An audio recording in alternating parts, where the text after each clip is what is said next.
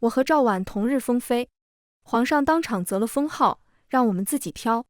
我一眼看中意字，伸手去指，赵婉只慢了一步，却也只中了同一个。我俩对视一眼，又齐齐看向皇上，谁也不肯让步。那句我先还没说出口，皇上就已经有了主意。这几个封号大差不差，寓意都好，不必争，婉儿用意。而你，他看过来，唇字更称。金口玉言，这事就只能这么定了。直到他的銮驾第3次吃了我的闭门羹，才回过味来。一个封号罢了，也值得你呢。我紧咬下唇，对啊，一个封号而已，那为什么不能给我呢？一句诘问，让他当场愣住。大家好，欢迎收看皮皮听书。皇太子朱恒登基，要册封前抵时的旧人，我也在其中。册封圣旨还没下来时，宫中已有风声，我的位分不会低，妃位总是有的。和我同列的还有赵婉。消息传来，无论是我还是身旁的婢女，都惊讶地张了张嘴。青竹说道：“娘娘从前是良娣，那赵氏在东宫时好像只是个宫女，连侍妾都不是，怎么会同列妃位？这下不知要惹多少闲话。”我也疑惑，宫中品级向来严格，朱恒怎么突然破了例？消息8成是真的，众人一向知道我性子要强，准是特地透了口风出来，等着我去闹。我装不出豁达，但也不会如他们所愿去闹。正在册封的节骨眼上，当心把原有的也给闹没了，反倒不美。第2日，朱恒派人传口谕，让我去养心殿一趟。我和赵婉一前一后到了，果然如传闻所说，我和他都是妃位，但封号还没定下，朱恒说让我们自己挑。他亲手写下几个字，推过来，选你们中意的。我一眼就相中了一字，伸手便点。赵婉紧慢我一步，指尖也落向同一处。我俩俱是一愣，视线在空中转个正着。我先一步开口，我看中的封号确实好。赵婉并没有退让，声音轻柔却坚定：“皇上，臣妾确实也心仪此字。”那句分明是我先已到唇边，却被朱恒抬手止住。好了，他目光在我2人之间一转，封号寓意都好，不必争。他先看向赵婉，婉儿用一字为一妃，随即视线落回我身上，语气平静却不容反驳。而你，唇字更称为纯妃。话音刚落，我的笑容僵在脸上，而身旁的赵婉姿态轻盈地谢了恩，倒把我衬得格外不明事理。朱恒看在眼里，却没说什么。快到晌午，让人先把赵婉送了回去，独独留下我。区区一个封号，让就让了吧，你别同意妃争。他从前吃过不少苦头，朕得给他这份体面。是指赵婉的身衣吗？我记得他原来的出身不差，父亲是朝中2品官员，但3年前就被先帝贬谪流放了，他也因此成了罪臣之女。一琢磨，我瞬间就明白了。之前在东宫的时候，赵婉低服惯了，而朱恒顾忌先帝的看法，也不得不让她缩在宫女的位置上。但现在她自己就能做主，才会破格将赵婉提至妃位。要我让出的这个封号，也算是补偿之一。可我仍然不愿意。给他的补偿，怎么要拿我的体面去填？先到先得失了灵，据理力争也无用。难道我的感受就轻如尘芥吗？封妃的喜悦隐隐被冲淡不少。我后退一步，规矩的行礼告退。从养心殿出来，青竹及时扶住我，唇字温厚，是长远之福。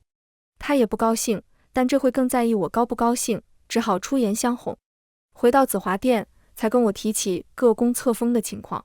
除了太后那位被册封为德妃的侄女外，现在属我和赵婉位分最高，余下的东宫旧人和新入宫的官家女子，皆在嫔位之下。但到底是新册封的嫔妃，哪有什么威信可言？去给太后请安的第1天，我和赵婉抢封号的事就被笑话了。抢夺本身不好笑，抢输了才好笑。我除了回讽一句有人连封号都没有，论起来倒头头是道以外，也别无他法。再怎么发作也无济于事。从太后宫中出来，赵婉追上我，纯妃留步，真不想留，偏又要顾着礼数。方才情形，你受委屈了。其实我私下又去问了皇上，那日执意要一字，是否太任性了些？他话语微顿，那双带着愧色和感激的眼眸迎上我的视线，才缓缓接上后半句。可皇上却说，纯妃那性子未必是真心喜爱，多半是争强好胜，等他想通了也就不计较了。所以我更该亲自来谢你，今天的事原本我该受着的，却让你担下了。我看着他，唇角牵起一丝极淡的弧度，难为皇上随口一句话，你记这么清楚。说完，我不再看他瞬间微变的脸色，扶着青竹的手转身便走，不太平稳，群居未乱。但这股冷清样，左右是装出来的，撑场面用的。等回到宫里，我不是喊着头疼，就是眼睛疼，反正哪里都不舒服。索性交代下去，说最近一段时间我都是不了寝。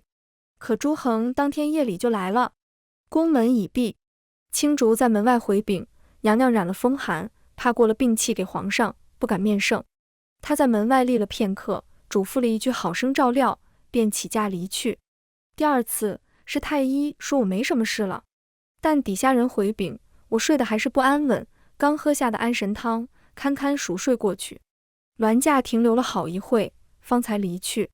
等到第三次，他没让人通传，径直到了紫华殿外，宫门依然紧闭。他似是终于失了耐心，语气骤冷，传朕口谕，告诉他，既一再推脱，以后就都不必见朕了。此话一出，满宫哗然。青竹问我为什么不让一步呢？兴许还能迎来怜惜。我不让，让了一次，以后就都要让了。一辈子这么长，得让到什么时候？他想了想，点头，也是，便不再劝，只安心陪我待在紫华殿里。一个慢条斯理地敲着小核桃，一个专心致志地挑出核桃仁。殿内只闻清脆的敲击声和偶尔两句闲话，但别处也没这么平静，生怕风浪掀不起来似的。御膳房最先怠慢，送来的食盒不再热气腾腾，连油星都见得少了。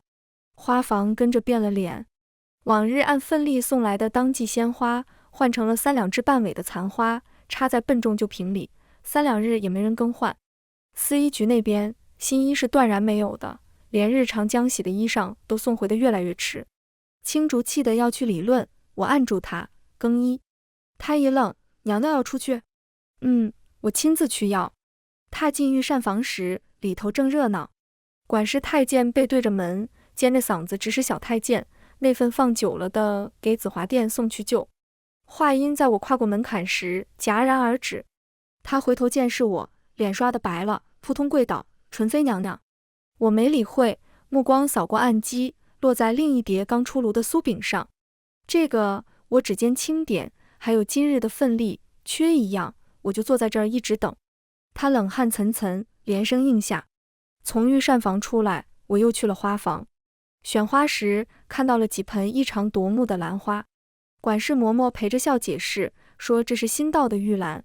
因为赵婉同朱恒提起他从前与母亲一起种玉兰树的事，还感叹道，无论是母亲还是玉兰，现下都见不着了，所以朱恒特意嘱咐人送些新鲜的玉兰进宫。嬷嬷端详着我的神色，继续笑道，娘娘既喜欢，不妨拿去，宜妃那边再另外交代。我觉得莫名其妙，谁要拿他看上的东西？说完，伸手指向旁边那几株清雅的枝子，这个搬走。于是顺利地带走了枝子。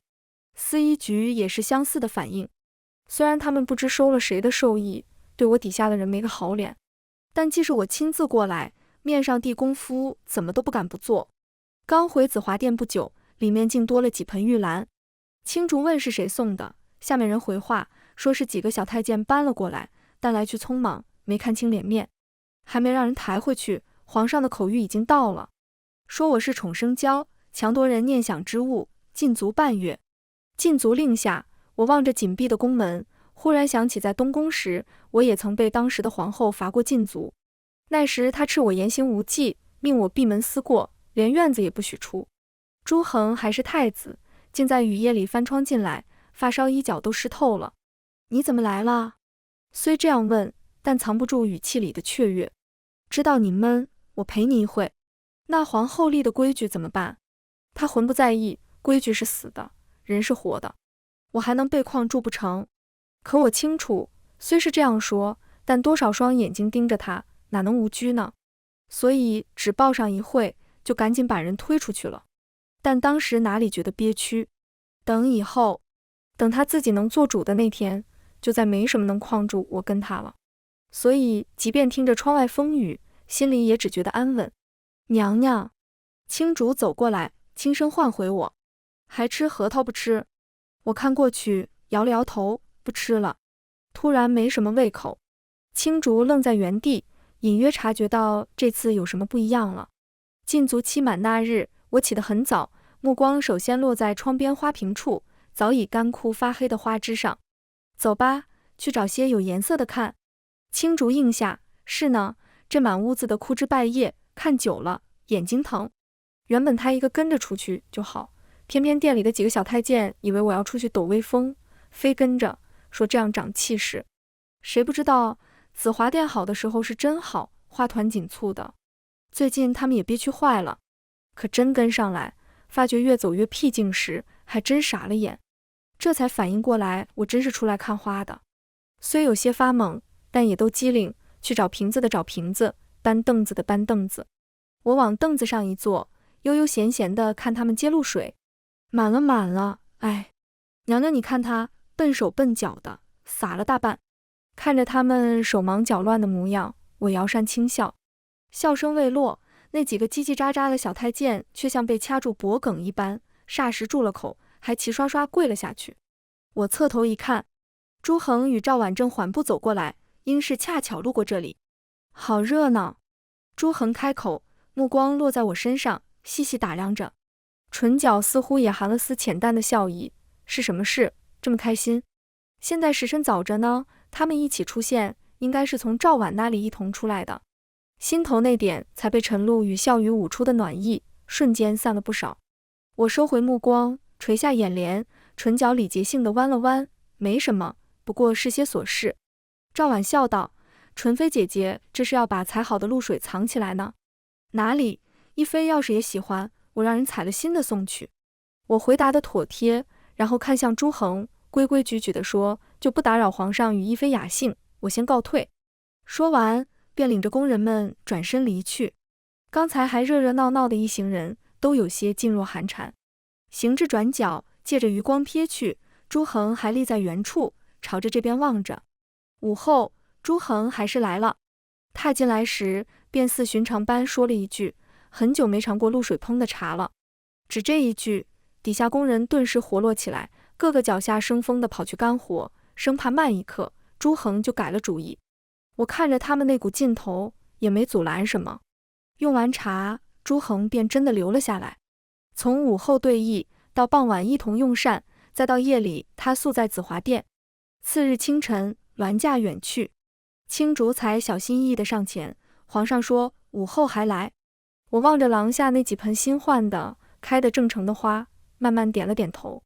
几天下来，朱恒赏赐了不少东西。我看见里面有几匹色泽清冽的云锦，顿时想起了德妃。她爱穿这颜色，索性让宫里人给她送去。一桩小活，小太监们很乐意接，送去之后多少能得些赏的。毕竟德妃在宫中可不一般，身为太后亲侄女，她一入宫就为列一品妃位，代掌奉印，打理六宫事宜。朱恒虽然很少去看她，但地位始终是不一样的。而他的性子总是清清冷冷的，从不掺和那些争斗。云锦送过去一两日，他宫里的长侍姑姑就来相请，说德妃娘娘新得了些好茶，请我过去品尝。茶斟好之后，氤氲的热气模糊了他眉宇间的疏离。有时想想，倒真有些羡慕你。我抬眸等他下文，羡慕你和皇上是东宫里一同走过来的情分。他轻轻叹气，不像我，但好在能沾姑母的光，其余的也就不能再奢求了。我斟酌地说，缘分深浅，不在早晚。他未知可否，神色间却似有触动。皇上到底是更念旧情，也更眷恋旧人。你和一妃都是。说起来他也真是可怜，如果赵家当年没有获罪，那太子妃的位置应该就是他的，就不必从宫女熬起。太子妃，东宫从前确实没有太子妃，大小事务都是我经手的。原来位置空悬，是因为赵家出事了。德妃见我神色，眼中不自觉掠过一丝惊讶。你不知道这些？我迎上他的目光，无奈地笑笑。东宫里那么多人，要不是和自身相干的，还真不怎么去打听别的事。而且我自幼就不在京城生活，很多旧闻都是后来补上的。当了良娣以后，离朱恒最近的人是我，即便听到关于他跟一宫女私下里有往来的闲言碎语，也不会放在心上。现在想想，在朱恒心里，妃位也许还得低了，但也不能一下跃到德妃跟前去。他应该是想着一步步来，难怪不许我和他抢封号。从德妃处回来没2日，宫里便起了风声，有说我见一妃得势，转头就去攀附德妃，连皇上赏的云锦都舍得拿去借花献佛；也有说我脸变得快，前脚对一妃生辰不闻不问，连送礼都是直接打发内务府直接从库房里挑东西送去，后脚就对德妃殷勤备至。青竹气得跺脚，我却不以为意。我与德妃从未交恶，为什么不能来往？至于一妃那边，玉兰的事还没说清，我还是别亲自过去送什么礼了。当新宫里少了哪件好东西，又当我拿的。青竹低叹，那玉兰的事，皇上也不仔细查，白白挨了10多日的禁足。那是因为朱恒自己也信了，他不早说了吗？我争强好胜。他既这么想，我也认。以前的我，许多时候总是要争的。先是赵婉的生辰，后有太后寿辰，朱恒索性让宫里大办一场。先是摆宴，接着还弄了赏珍会。太后心情好，命人取来一方古砚，说在座若有谁喜欢，就送给他了。德妃率先连任一礼，说自己比拙，用不了这么好的东西。他退让之后，我与赵婉的目光几乎在同一时刻落在了那方古砚之上。太后也瞧出来了，看来纯妃和一妃都喜欢，我也不好定夺，就陛下做主吧。周遭空气霎时凝住，无数道视线明里暗里扫来，带着熟悉的看好戏的奚落。我几乎能预料到接下来要发生的事，省得在这么多人面前失了脸面，索性跟在德妃后面说：太后娘娘，此宴珍贵，臣妾比例浅薄，怕辜负宝物，就不妄求了。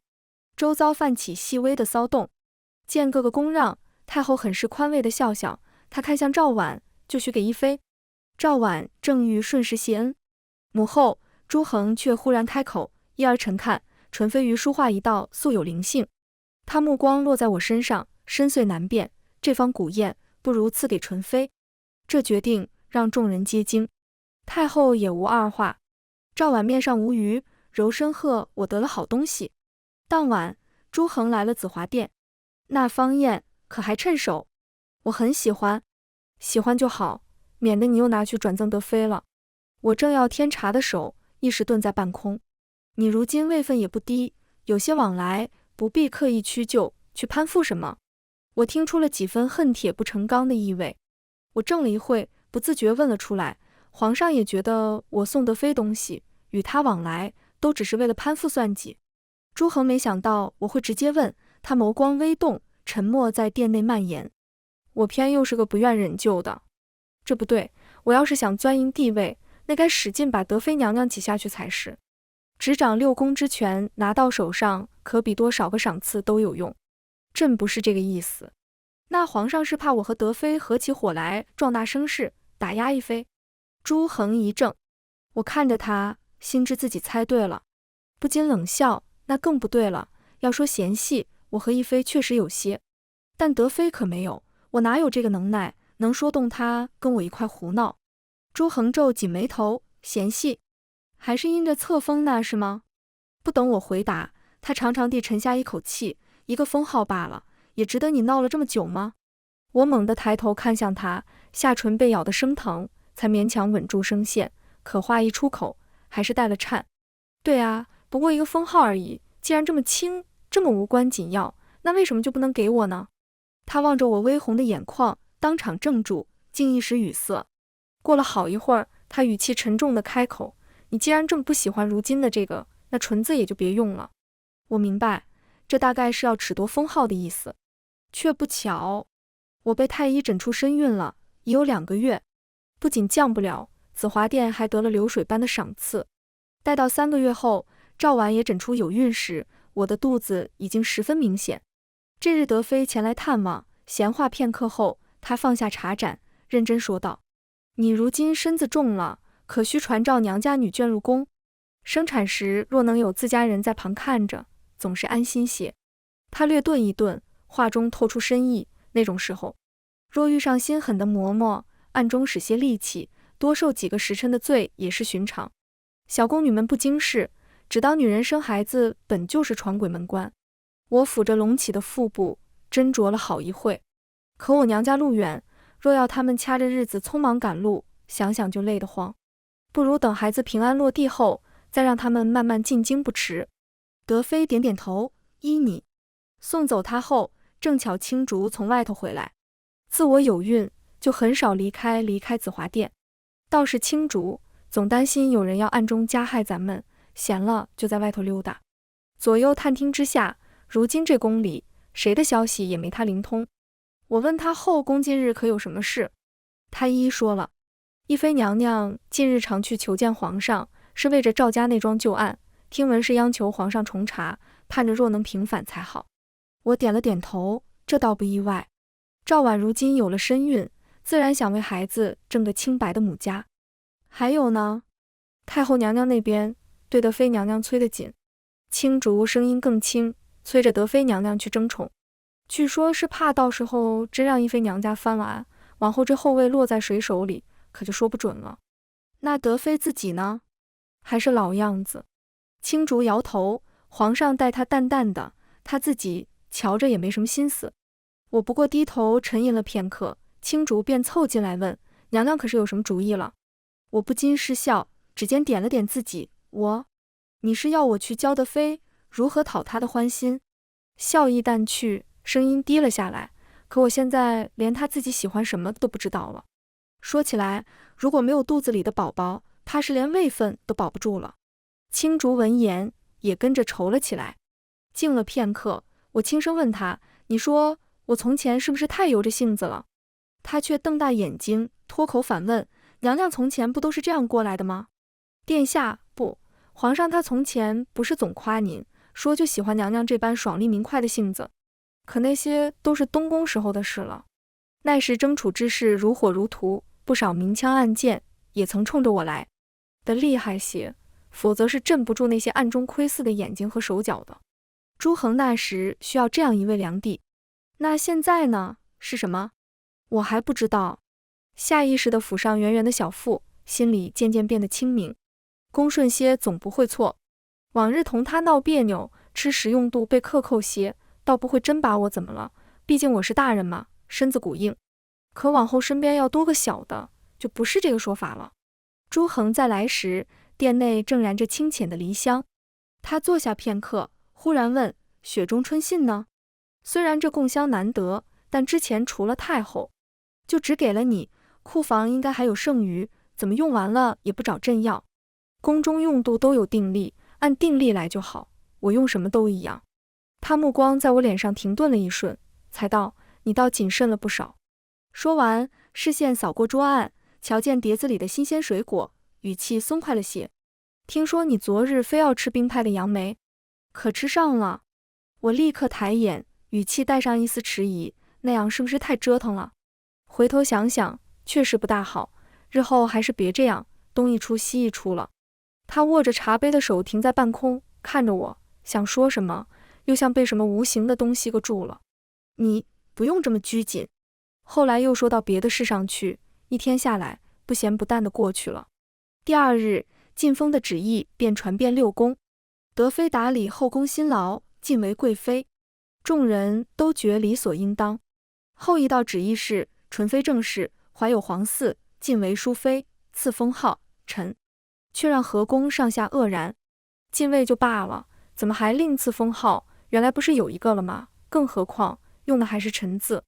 连青竹都怔怔地问我：“娘娘，皇上这是什么意思啊？”我也有些愣，但他更早地回过神来，带着宫人齐刷刷跪了一地，给我贺喜。抬眼看去，宫女们表现得矜持些，小太监们却是藏不住喜色，互相挤眉弄眼。我看着他们真心实意的笑脸，心头那点茫然也被这热闹冲散了。我猜想，朱恒他对我如今的表现可还算是满意的吧？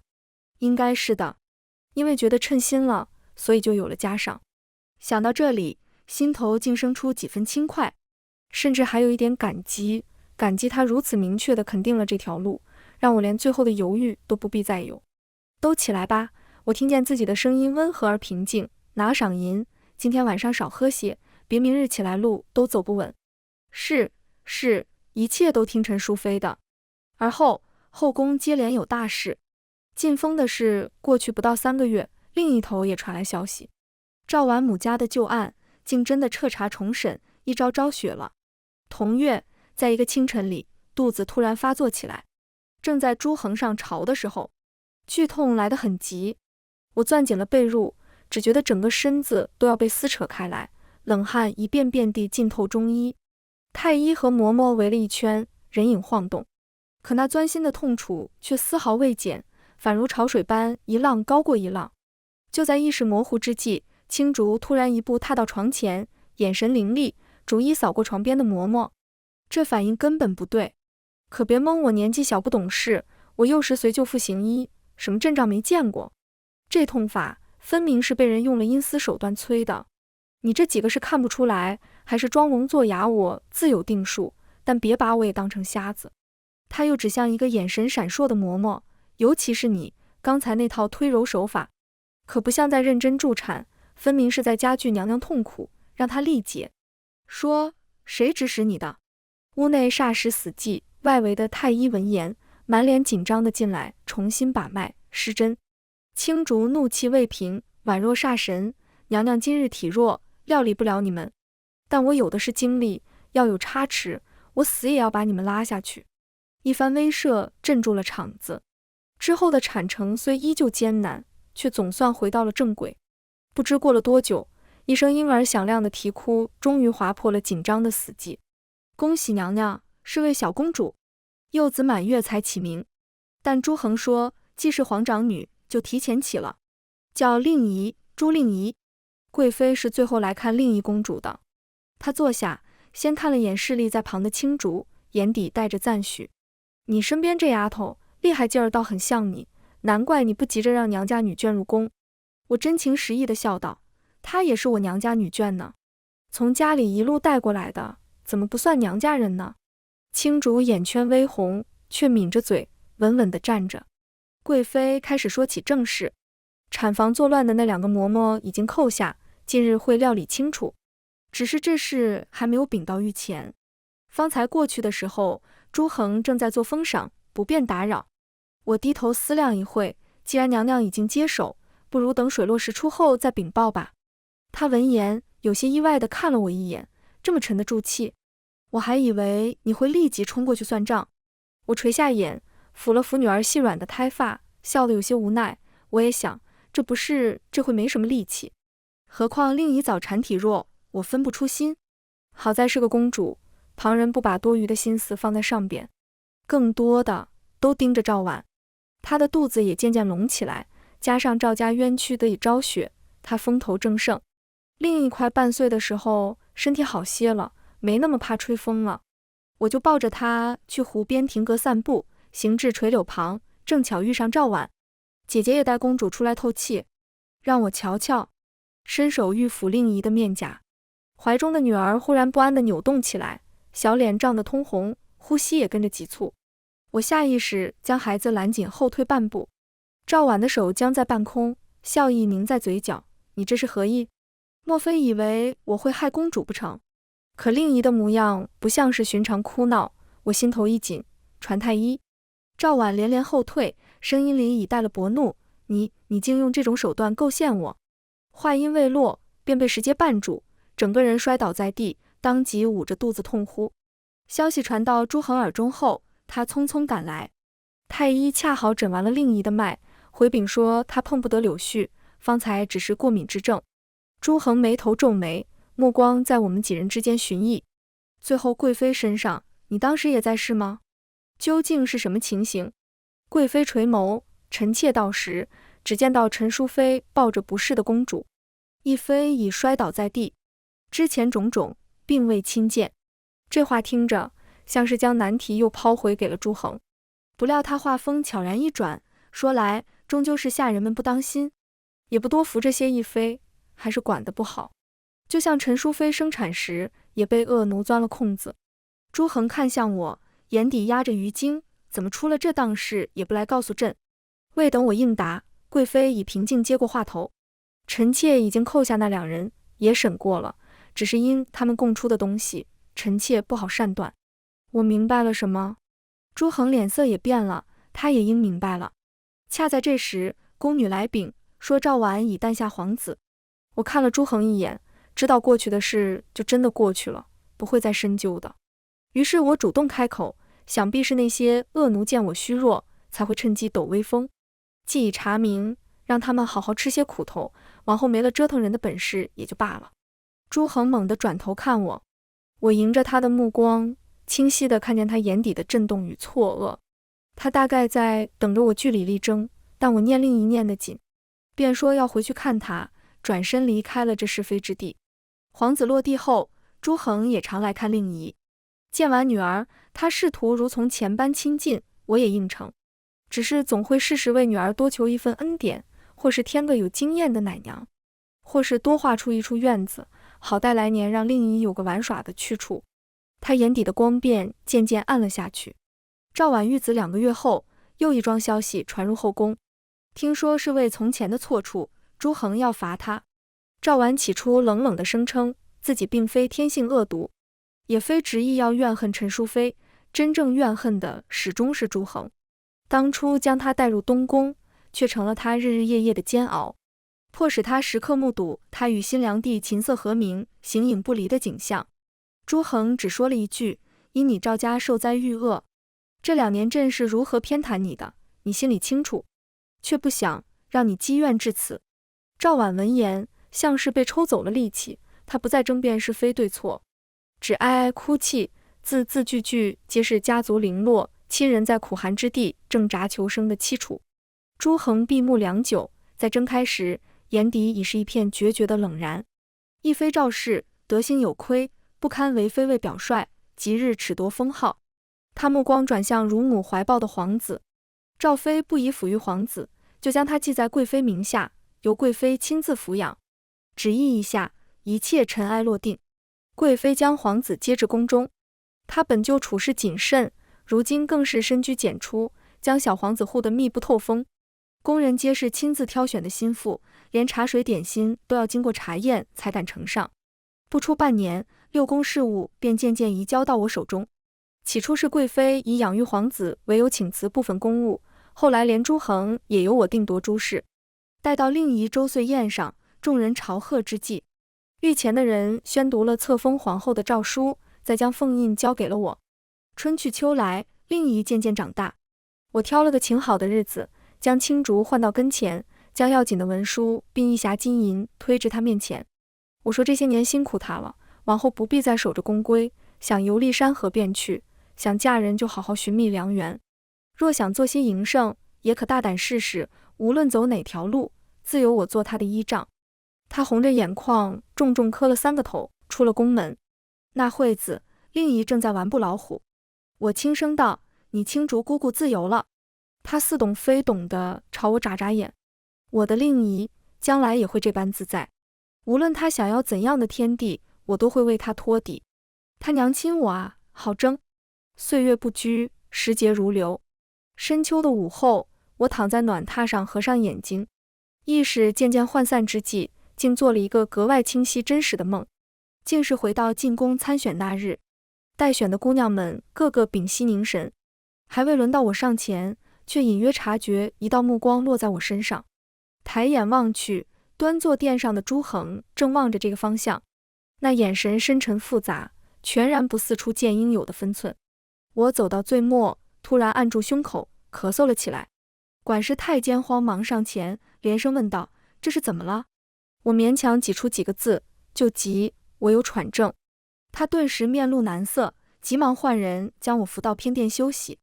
眼见着恢复不好，他轻轻叹了口气：郑家小姐，你这身子怕是与宫门无缘了，可惜了，这么老远来一趟，本是有望入选的。我虚弱地闭着眼，眼角适时滑下2行清泪，直到被送出宫门，坐到车上，才用袖口轻轻拭去脸上的泪痕，然后安稳地靠在后边的软枕上，唇边不自觉漾开一抹浅笑，连带着悬在边沿下的双脚也轻快地晃了晃。不可惜，我在哪里都会过得很好的。全文完，皮皮听书，感谢您的观看，每天上新精彩小说，喜欢就订阅吧。